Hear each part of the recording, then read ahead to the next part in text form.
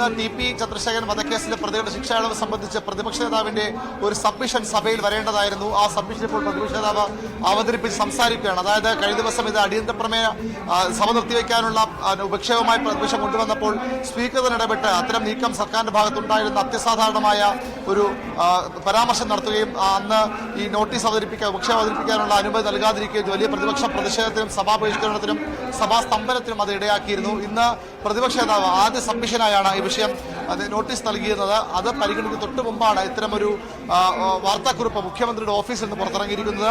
ശിക്ഷാ ഇളവിനുള്ള ശുപാർശയിൽ TP ചന്ദ്രശേഖരൻ വധക്കേസിലെ തടവുകാർ ഉൾപ്പെടുത്തി police report എഴുതിയ ജയിൽ ഉദ്യോഗസ്ഥരെ സസ്പെൻഡ് ചെയ്യാൻ മുഖ്യമന്ത്രി പിണറായി വിജയൻ നിർദ്ദേശം നൽകിയെന്നാണ് ആ വാർത്താക്കുറിപ്പിൽ പറയുന്നത്. കണ്ണൂർ സെൻട്രൽ ജയിൽ സൂപ്രണ്ട് ചുമതലയുള്ള joint superintendent KS Sreejith, assistant superintendent grade 1 BG Arun, assistant prison officer OV Raghunath എന്നിവരെയാണ് അന്വേഷണ വിധേയമായി സസ്പെൻഡ് ചെയ്യാൻ മുഖ്യമന്ത്രി നിർദ്ദേശം നൽകിയത്.